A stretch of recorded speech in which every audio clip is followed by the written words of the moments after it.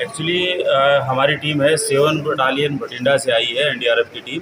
तो हमारा यहाँ पे 15 दिन का डिस्ट्रिक्ट सोनीपत में विज़िट है। तो इसके दौरान हम डिस्ट्रिक्ट सोनीपत के जितने भी संवेदनशील क्षेत्र हैं या जो संवेदनशील औद्योगिक इकाइयाँ हैं उसका भ्रमण करेंगे, और डिस्ट्रिक्ट के पास में क्या क्या रिसोर्सेज हैं किसी भी आपदा से निपटने के लिए, हम उनको एक डाटा कलेक्ट करेंगे।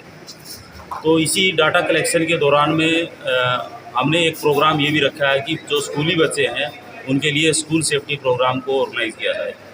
तो इस प्रोग्राम के दौरान में हमने बच्चों को इम्प्रोवाइज फ्लोटिंग डिवाइस, किसी भी बाढ़ वगैरह की स्थिति से निपटने के लिए या आगजनी की स्थिति होने पर किस प्रकार से क्लासों से आपको बाहर जाना है, या फायर एक्सटिंग्विशर है, आग बुझाने के जो भी आपके पास यंत्र है उनका किस प्रकार से आपने इस्तेमाल करना है, और फर्स्ट एड या भूकंप की स्थिति में क्लास में आप हैं तो किस प्रकार से आप उसको रिएक्ट करेंगे, किस प्रकार से आप अपने आप को और दूसरों को बचाएंगे। यदि आप आउटडोर में एक्टिविटी में हैं, उस टाइम पे भूकंप स्ट्राइक करता है तो उसमें आप किस प्रकार से अपने आप को बचा सकते हैं, इसके बारे में बच्चों को बताया। इसी प्रकार स्पोर्ट्स के बच्चे हैं, ये आउटडोर में भी प्रैक्टिस के लिए जाते हैं। यदि इस दौरान स्नेक बाइट होती है, कोई सांप काट लेता है, तो उसका स्नेक बाइट मैनेजमेंट आप किस प्रकार कर सकते हैं जब तक आपको एडवांस मेडिकल केयर नहीं मिल जाता। इस बारे में बच्चों को हमने लेक्चर से और डेमोस्ट्रेशन से प्रैक्टिकली ये बताया है। हमने बच्चों से अपील की है कि आप स्वयं सुरक्षित रहें, दूसरों को सुरक्षित रखें, ब्लड डोनेशन कैंपों में हिस्सा लें आप बढ़ चढ़ कर, ताकि ब्लड की जो मांग है एक्सीडेंट में ज़रूरतमंदों को पूरी हो सके। इस प्रकार वो अपने एरिया में कचरा फैलाने से रोकें, पानी का वेस्टेज ना करें, इलेक्ट्रिसिटी के मिसयूज़ से बचें, और इसके लिए अपने पेरेंट्स को और अपने गार्जियंस हैं, परिवार के सदस्य हैं, उनको भी वो मोटिवेट करें, क्योंकि बच्चे स्वयं एक बालवीर हैं, वो संदेशवाहक हैं। तो यहाँ हमारा स्कूल में ये प्रोग्राम ऑर्गेनाइज़ करने का यही मकसद है, ताकि बच्चे इस मैसेज को, हमारे को सुरक्षित रहने की जो आदत है, इसको समाज में ज़्यादा से ज़्यादा फैला सकें। सर, आपकी टीम के द्वारा कहाँ पे और किस स्कूल में प्रोग्राम आयोजित किया गया? सर, ये प्रताप जो स्पोर्ट्स स्कूल है खरखोदा में, डिस्ट्रिक्ट एडमिनिस्ट्रेशन से हमने कोऑर्डिनेशन किया था। तो हमें यही ज़रूरत है कि जहाँ पे ज़्यादा से ज़्यादा बच्चे हों उनको हम अपना मैसेज पहुँचा सकें।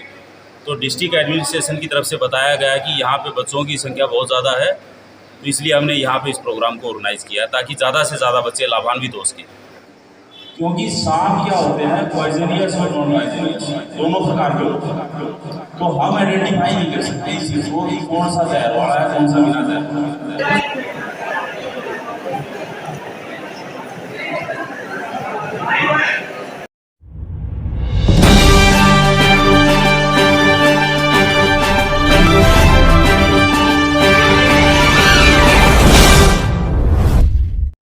सांप मोस्टली कहाँ पे काटता है, हाथ या पैर पे, क्योंकि या तो कोई काम कर रहा होता है, घास निकाल रहे हैं, कहीं से कुछ सफाई कर रहे हैं, हो सकता है उसी टाइम पे सांप ने काट दिया।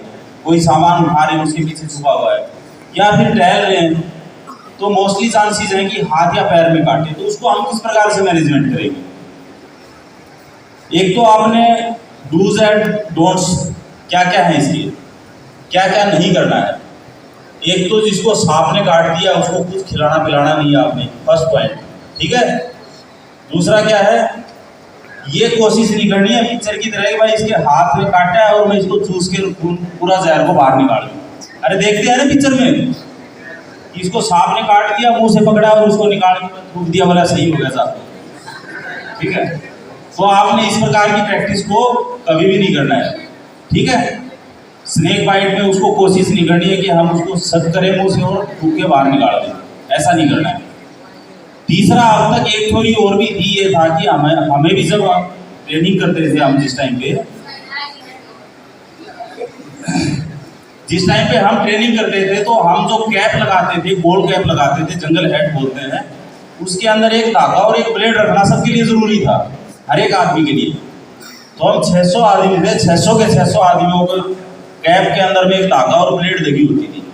तो उस टाइम पे थ्योरी क्या थी, पुरानी थ्योरी थी, बोले सांप ने यदि जंगल में हमें काट दिया तो धागे से पूरा हाथ को बांध दो और ब्लेड से उस जगह को काट दो। बट अभी नई थ्योरी में आ गया है कि आपने ना तो ब्लेड से काटना है, ना ही धागे से बांधना है, क्योंकि आपने धागे से पूरा बांध के खून रोक दिया तो खून रोकने का क्या परिणाम होता है, मैंने बताया था ना आपको, जितने भी सेल्स हैं वो डेड हो जाएंगे और हो सकता है उसका हाथ बेकार हो जाए, काटना पड़े। दूसरा, ब्लेड से क्यों नहीं काटना है, क्योंकि सांप क्या होते हैं, पॉइजनियस और नॉन पॉइजनियस दोनों प्रकार के होते हैं। तो हम आइडेंटिफाई नहीं कर सकते इस चीज़ को कि कौन सा जहर वाला है, कौन सा बिना जहर वाला है। समझ रहे हैं? ये है डॉक्टर का काम। तो मान लो हमने उसके हाथ को यहाँ से तगड़ा करके यहाँ बांध दिया, यहाँ बांध दिया, यहाँ बांध दिया, ठीक है, ताकि जहर ऊपर ना फैले, और बाद में निकला वो सांप बिना जहर वाला, तो क्या होगा, उसके वो सेल्स है पूरे मर जाएंगे और उसका हाथ बेकार हो जाएगा। सांप ने तो उसका कुछ नहीं किया, पर हमने उसका हाथ को क्या कर दिया, बेकार कर दिया। तो इन चीज़ों को ये है डोंट्स। आपने जहर को चूसने की कोशिश करने की कोशिश नहीं करनी है, ब्लेड से काटना नहीं है, उसको 2-3 जगह से टाइट ट्वीट करके बांधना नहीं है। अब पेशेंट के साथ आप क्या करेंगे? सांप भी यही होता है ना, बहुत सारे बच्चों को इस चीज़ के बारे में पता होगा, इस फैक्ट का, कि जहर से ज़्यादा डर से मरते हैं। अरे ऐसा होता है ना बच्चों? हाँ भाई, पीछे वाले ऐसा ही होता है। चलो ठीक है, इसका मतलब सुन रहे हो। तो जब किसी को सांप काटता है तो उसको डरने नहीं देना है, समझ रहे हैं? उसके पास जाना है और बोलना है, भाई तुझे सांप काट दिया, तेरा काम हो गया, तू नहीं बचेगा, ठीक है? क्यों भी ऐसे बोलना है उसको जाके आपने शांत करवाना है, सांत्वना देनी है, भाई कोई बात नहीं, सांप काट दिए, इसकी दवाई भी है, हमने एम्बुलेंस को बोल दिया है या अपनी गाड़ी से आपको लेके जा रहे हैं, आप डरो मत, आप सही हो जाओ। उसको सांत्वना देनी है, क्योंकि घबराएगा वो क्या होगा, उसका ब्लड सर्कुलेशन बढ़ जाएगा, और जितना ब्लड सर्कुलेशन बढ़ेगा उतना जहर है जो उसका पूरी बॉडी में तेजी से फैलेगा, ब्लड सर्कुलेशन तेज होने से। इसलिए उसको शांत करवाते हैं, घबराने नहीं देना है। वो घबरा गया पेशेंट तो पूरी बॉडी में उसका ब्लड में पूरी बॉडी में तुरंत फैल जाएगा उसका पॉइजन, इसलिए उसको शांत रखना है। अरे कोई बात नहीं दोस्त, मैंने पहले देखा था यार, किसी को काट दिया था वो तो सही हो गया था, और ये तो जहर वाला सांप ही नहीं लगा मुझे, तो जल्दी ठीक हो जाओगा। उसको शांत करवाना है, यदि वो घबराएगा तो उसको लॉस हो जाएगा और ज़्यादा। दूसरा, उसको फिजिकल मूवमेंट नहीं करने देना है। कोई आदमी वैसे वाली कंडीशन में घबरा जाता है और कोई बहुत मजबूत होता है, वो बोलता है अरे क्या है, छोटे सांप ने काटा है, मैं चल के जा सकता हूँ हॉस्पिटल में, तो मैं चल के गाड़ी तक चलता हूँ, चलो मैं चल के एम्बुलेंस चलता हूँ, या PHC अपने गाँव में ही है, मैं पैदल ही वहाँ तक चलता हूँ आपके साथ में। तो ऐसा कंडीशन में उसको चलने फिरने नहीं देना है, उसको बिल्कुल एक जगह पे रोक देना आप। क्यों? क्योंकि आपको पता है चलने फिरने से भी हमारा क्या है, ब्लड सर्कुलेशन तेज होता है ना। सर्दियों में हमें सर्दी लग रही है, थोड़ा सा घूमेंगे, हम दौड़ेंगे, तो क्या होगा, सर्दी तुरंत दूर हो जाएगी। तो ब्लड सर्कुलेशन तेज होने का यही नुकसान है कि उसके बॉडी में पॉइजन है वो बहुत तेजी से फैलेगा। इसलिए आपने क्या करना है, उसके बॉडी मूवमेंट को भी रोक देना, उसको बोलना आप बस शांत बैठ जाओ आराम से, हम एम्बुलेंस मंगा रहे हैं, गाड़ी दे के आ रहे हैं, आपको बैठा के ले चले, आप डरो मत, आप ठीक हो जाओ। ये तो थी आपकी वर्बल जो बोलने वाली कार्रवाई है। आप एक और क्या कार्रवाई करेंगे, जो उसका जो कांटे वाला निशान है, फैंग मार्क्स जहाँ पे होते हैं, मतलब मोस्टली सांप जो जहर वाला होता है वो 2 दांत के निशान डालता है। कई बार क्या होता है, वो किसी जानवर को या ऐसे काट रहा होता है, एक दांत टूट भी जाता है, तो एक दांत का निशान है, तो ये नहीं सोचना भाई जहर वाला नहीं हो सकता है, वो तभी जहर वाला है, ठीक है। तो आपने जो भी उसका जो कांटे वाला निशान है, उसको किसी कपड़े या रुमाल से पहले पानी और साबुन से थोड़ा सा धुलाई करना है उसको, ये भी रनिंग वाटर है, उससे थोड़ा धुलाई करो, फिर उसको ढक दो उस घाव को, ताकि इन्फेक्शन ना फैले। और क्रैप बैंडेज, ये सब जानते हैं क्रैप बैंडेज को ना, गर्म पट्टी। तो गर्म पट्टी की क्या खासियत होती है, आप सबको पता है स्पोर्ट्स स्कूल में, इसमें इलास्टिक होता है, बढ़ती है नहीं, आप खींचेंगे तो देखो बढ़ रही है। तो इलास्टिक का क्या होता है, बच्चे में या बचपन में आपने देखा होगा, कभी हम उंगली में रबड़ डाल लेते हैं तो क्या करता है, आगे ब्लड की सप्लाई को बहुत कम कर देता है, वो पार्ट नीला हो जाता है हमारा।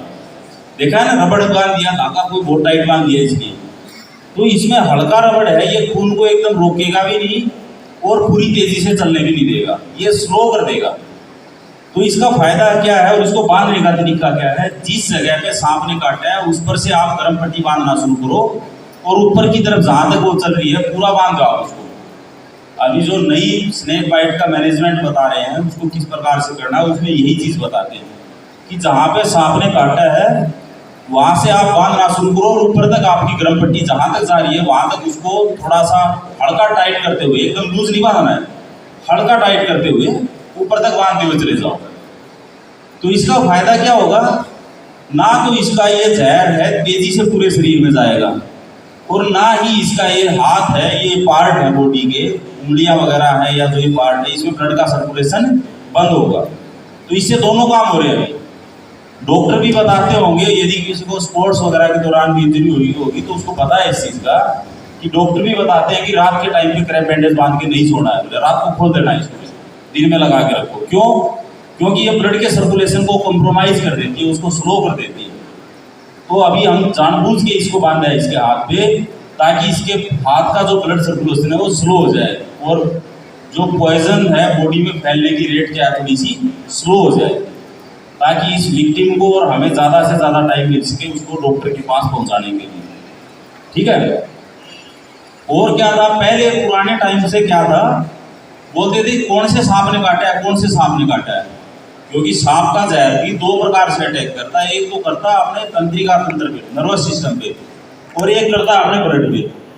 तो पहले दोनों की दवाई होती थी, जो एंटी स्नेक वेनोम बोलते हैं, वो दोनों की अलग अलग होती थी। आजकल दोनों की एक कॉमन बना दी है, तो इसलिए इस चक्कर में नहीं रहना है कि सांप के पीछे घूमते घूमते कौन सा सांप था उसको पकड़ दें, मार दें या पहचान दें। तो इस चक्कर में टाइम वेस्ट नहीं करना है। हो सकता है आप उसको पकड़ने जाएं, मारने जाएं, वो आपको भी काट दें। ठीक है, इसलिए उसके पीछे नहीं घूमना है, उसको तुरंत आप हॉस्पिटल में पहुंचाओ। हॉस्पिटल में उसको एंटी स्नेक वेनम देगा और बंदा ठीक हो जाएगा। सांप के काटे हुए मोस्टली बंदे ठीक हो जाते हैं यदि उसको टाइम से एंटी स्नेक वेनम दे दी। इधर लेके नीम के पत्ते लेके झाड़ दें तो भाई पता नहीं किस चीज़ का। ठीक है, तो चलो अभी ये हमारी तरफ से मोटा मोटा आपको था। लाइक शेयर सब्सक्राइब जरूर करें हमारे न्यूज चैनल हरियाणा लाइव 24 को।